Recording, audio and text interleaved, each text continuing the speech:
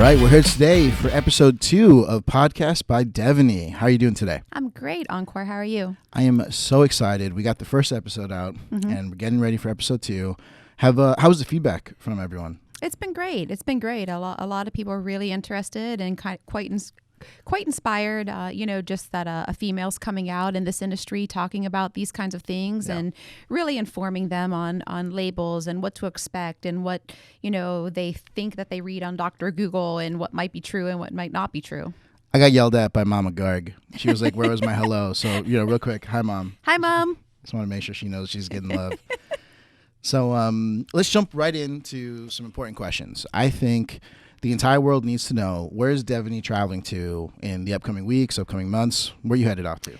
I am actually headed to Florida. I'm going to be spending some time on the coast. Jealous. I'm excited because it's been so rainy and gray. But I am going to spend some time in our vendor partner, GNC. So we've got a lot of really great stores, especially down in the Jupiter area. Some really, really good partners down in Florida. So I'm excited to go hang out with them for a while, do some super sales. Super sales? Yeah. What's a super sale? So a super sale inside GNC is when they take one day, they really focus on specific brands, and they have really, really great prices. Typically, you'll get 30 or 40% off on products. They have really great stack deals, and you can get a lot of items, a lot of hands-on education from their staff. And then when someone like me comes down there, you get that really personal touch about the brand, and they can learn a little bit more about the customers can learn more about your company and who's running it and really where that brand has evolved from. That's awesome. Yeah. So I'm guessing they do samplings and everything around Absolutely. Samplings. And what's really great is GNC carries 3 of our brands, not just About Time. So I get to focus on a wide demographic and multiple types of customers that come in. So exciting. So we have this one character in the company. His name is Sean. And he swears that he only shops on Amazon now. He doesn't go to retail stores. I think he's a little addicted to shopping on Amazon, to be honest. But and we have this conversation all the time, and I want to hear your perspective on this. Obviously, Amazon has so many of these great benefits, 2-day prime shipping, all sorts of different choices, but retailers have strengths too. So, I mean, what are things that you think separate the retail experience from the online experience? Well, we just touched on it slightly, right? So it's that in-store experience and sampling. You get to try products out. You really get some in-depth education on ingredients. You get to see, touch, and feel the label, ask questions about what is in this product, why is this here? You might even get an extra discount just by asking or stacking items together. But truly, in-store sampling. So you're not getting that on Amazon. Really, you're taking a chance. I hope this is what it is. I hope I'm not getting a fraudulent product, or you never really know what's going to show up at your doorstep. So have retailers been complaining about this insane boom that's happening with e-commerce? Well, they have their complaints, but a lot of them are really excited about being challenged and thinking out of the box. And when they have vendor partners who help support them in ways that we do, along with sampling and discounts and being proactive and stopping in the stores, that gives their customer that extra edge on why they want to shop in those stores. Individuals, they still like to be taken care of. They like to be caressed a little, I should say. Coddled, maybe. Okay, yeah. Right? Caressed, coddled. Well, it depends on. Is this a male is. sales guy or a female sales guy? And that's where my world really hangs out. Is I love customer service. I love that face interaction, and really being able to tell the customer all about the products, where we've started, why we create those products in the ways that we do, and how it helps them reach their goal set. Okay, so on episode 1, we spoke a little bit about the new products that AT's coming out with. Yep. But I just think there's so many trends and things going on with package design, formulation, different products that are coming out from different brands. I mean, what do you think is kind of like the going trend here? So the going trend, especially on from the end consumer level, they really want to know, where is your dairy coming from? Where's your whey protein coming from? Where do you source that? Like where the cow was born and what kind of grass it was eating? Amongst the questions, the social security number? Right. And, I guess one of the biggest things that the customer forgets is, when you milk the cow and you milk the cow next to that cow, there's going to be some differences. Oh, so you're saying not all cows milk the same? No, they don't all milk the same. So some give a little bit more, some give a little bit less. And, DNA plays a big part. It's just like us, right? Not everybody's super fit and muscular. Some will be, some won't be, and we're all different. I mean, you think the cow has to be in shape to be, the ideal thing for a bodybuilder to get his whey protein from? No. They fat cows are just as good. Fat cows are the ones that you want. Yeah, okay. Absolutely. Bessie the needs pudgier, love. the better. It doesn't matter what size she is. What about on package design? Have you noticed any changes? I know there's all these new restrictions. Mm-hmm. I know About Time just added a couple of new warnings to the label, and we try to be on the forefront of things. But let's talk about that. Yeah, sure. So, transparency has really been the biggest push the last few years, and there's even more coming, within the next 3 years. So, we have, taken the steps of adding on a few different warnings that are on our new label. One of them being the Prop 65.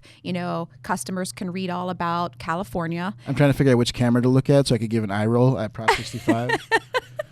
Man, right. Prop 65 is the worst. It is the worst. And, so the consumer who doesn't know what Prop 65 is, it really makes them think I'm in the back at the blender scooping lead and cadmium into our formulas, and I'm really not, And people need to understand cadmium is very expensive.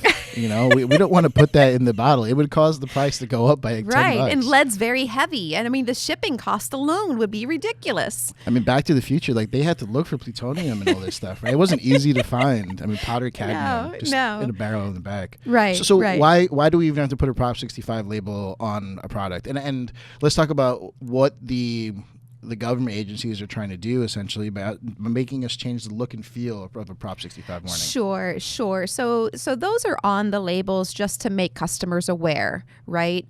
But what they're doing is they're not explaining very well in the very short phrase that's on the label, so that the consumer is very confused on what it is.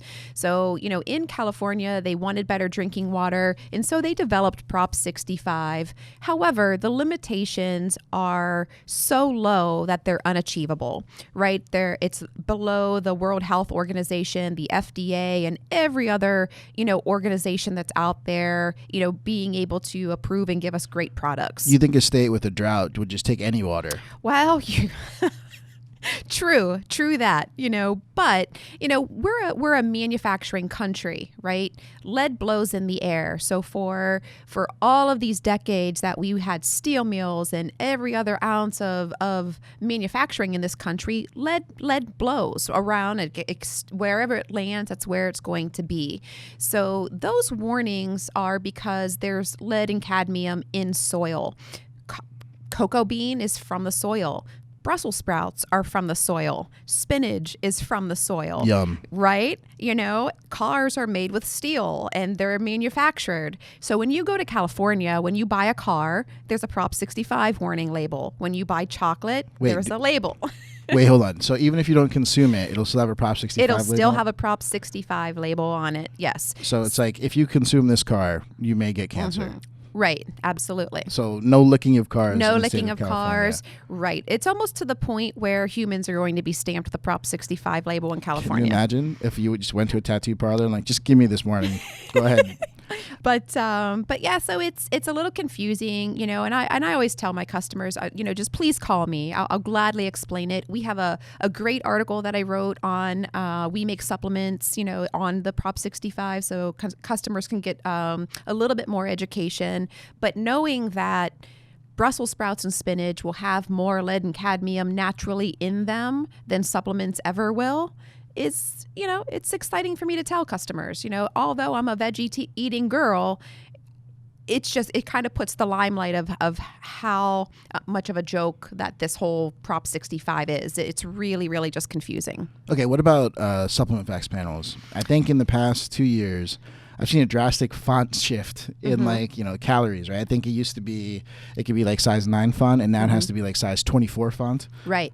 So with that, they're really trying to educate the consumer to understand how to read a label. And with that, it's great, right? Because everyone acts like, oh, there's 300 calories in this, and they're missing the size 4 font that says there's 7 servings in here when it's really 2,100 calories, and they're consuming the whole thing. Right, because when you get a bag of gummy bears and it's like 6 servings, you're going to eat the whole bag. You're not just going to have like 4 of them. You're not going to, right. And so serving sizes, sometimes on those endless calories, they're so small, and you're just going to eat the whole thing. It's really why we're all gaining so much weight, and they're really trying to put a stop to the obesity in America, when it just takes a little bit of control on each person to be responsible to read what you have. So they're trying to make the font size stand out a little bit more to make customers aware of exactly what they're consuming. And then with the labels, there's more transparency that's coming down the pike. So, what customers want to see is exactly what's in a product. No blends, no premixes, no proprietary blends. When you say you have a proprietary blend, you have no idea. Is this a sprinkle of this, a whole lot of that? Does it make a difference if I take it or not? They really just want that explanation of what is in their product. Okay, good to know. All right, so let's talk about, there's a ton of new brands, right? I walk back here in the warehouse, and I'm in awe of the number of brands that are launching every single month. Yes. How does a brand like ABOUTTIME and how does Devenee Schumacher kind of compete with all these new brands? Every one of them has a different marketing edge. Whether one's claiming that I have this brand new grass-fed goat milk in my protein, or someone's saying I got gold flakes and it's salmon protein, or one of these random marketing edges. Like, how does ABOUTTIME compete? Sure. I have 3 rules. It's quality, consistency, and service. So, right? Quality, consistency, and service. And that's what I sell. I sell quality products. I'm consistently selling quality products, and I'm consistently servicing my customers, to the best of my ability.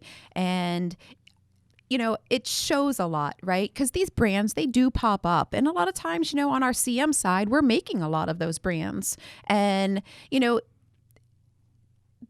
you have to know what you're doing. This isn't just for fun. People just aren't going to sway over to your brand. You need to be unique. You need to give your customer and your demographic what they're looking for.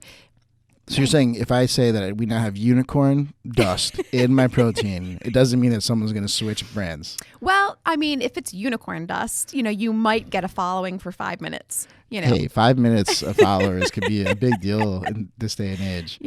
But customers, they when it comes to supplements, right? And so ABOUTTIME is primarily a female demographic, and most females, they're using proteins and the items that we're selling, maybe once a day or once every other day. It's not like a super hardcore demographic that's supplements 3-4 times a day, that kind of thing. So they're looking for products that are going to taste great. They're looking for products to be the same every single time that they use them. No crazy changes. They want to be able to read the label and know that if they give this to their kids aren't going to grow a third arm, and that they're not going to grow hair on their face. So the greatest part of it is my brand is very, very simple. There's 5 ingredients in the products.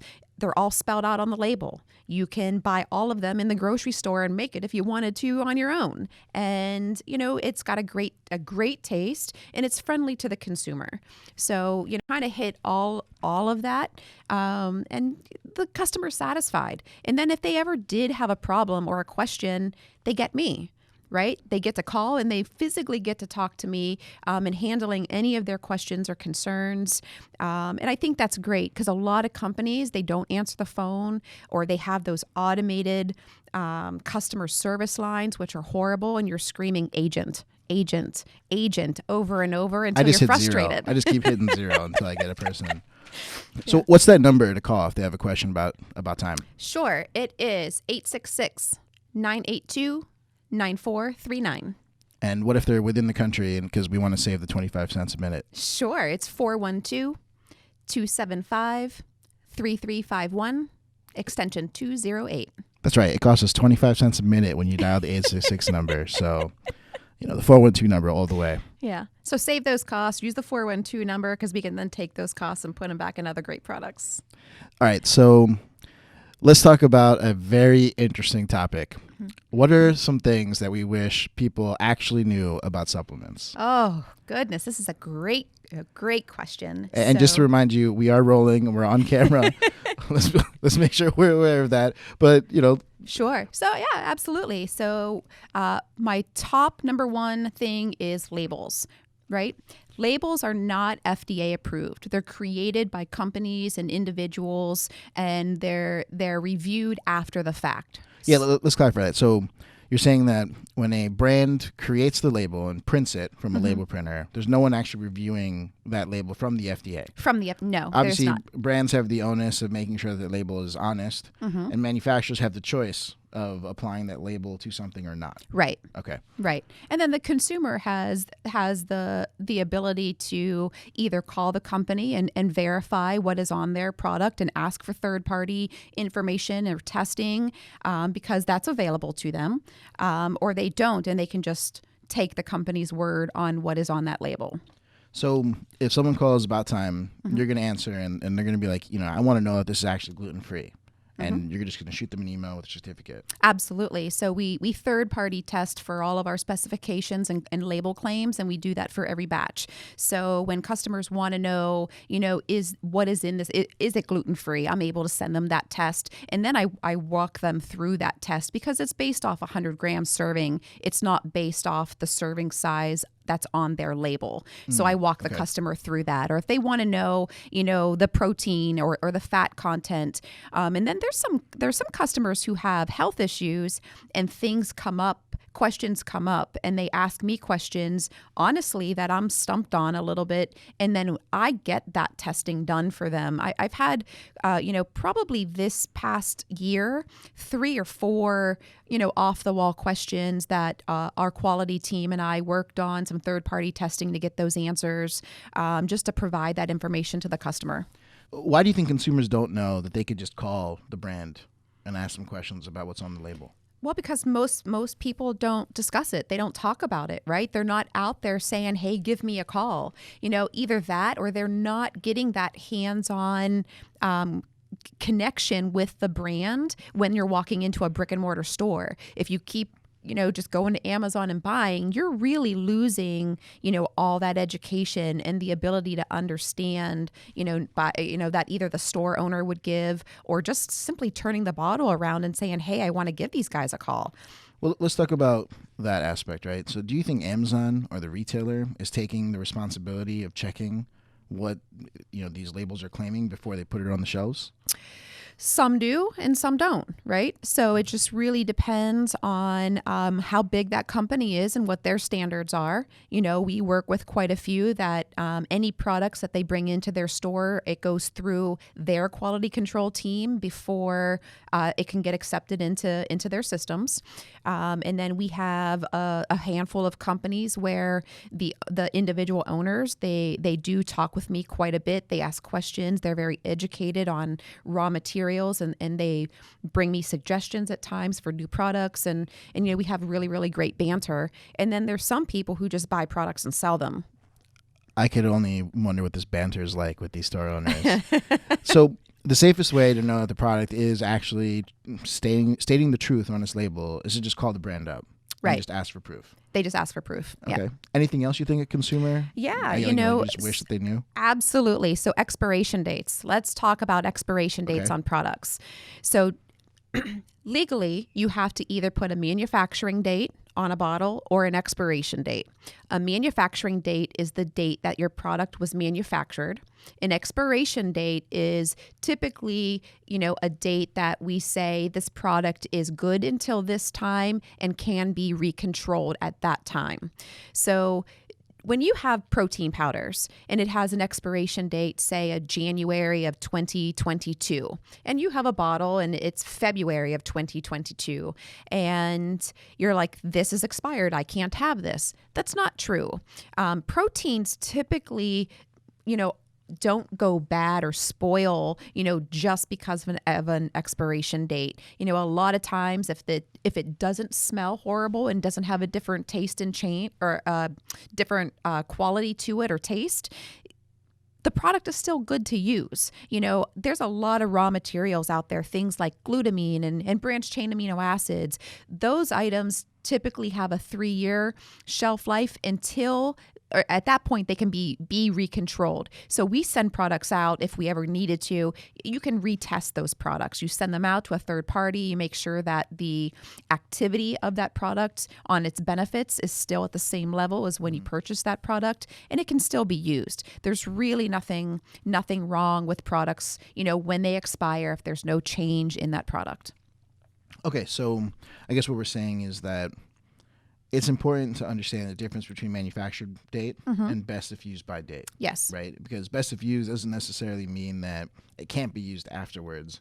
It's just probably the efficacy is what you're claiming up until that date. Yes. Right? Yes. And how do manufacturers determine an expiration date? I mean, is there like a room that can go to the future and see what happens to that product, or like what happens? So, sometimes there is some aging testing that can be done. We typically use the best by date that is based on the main ingredient in that product of all the products. So like the whey protein, for example, the date is taken directly off that whey protein. So, and then it's just transferred over to the actual product.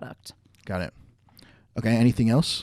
Yes. Let's talk a little bit about dosages. Dosages on the label. Because a lot of things come up when it comes in there. Is what is the serving size? How much of this am I supposed to take? I'm pregnant. Is this good for me to take when I'm pregnant? And lots of questions, right? So what I want everyone to know, to keep in mind, is they're unique. Each person is different, and their body reacts to supplements and foods and medicines and all the things out there differently. So if you have something in your health and medical life, or a change like becoming pregnant, like those are significant changes. Your body goes through a lot of hormone changing, and a lot of different things at that point in time.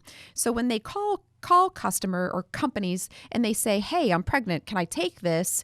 They open up a big can of worms, and it's not just an easy yes or no question, because we don't know your medical history. We don't know anything about you. And then when you do go through something, your body completely changes. So it's always great to make sure your medical professional, no matter who it is, doctor, holistic doctor, they know what you're taking. And if you're taking something new, it's always good to bring that label in. So just call the company or bring the product to your doctor and just have them review it, just to make sure there's nothing in there. A lot of times, like organic and holistic type medicines, natural herbs and things do interact with regular medications if you were to have something. Yeah. So it could be a scary world for someone, but literally that's why we always say, really talk to your doctor about what you're taking.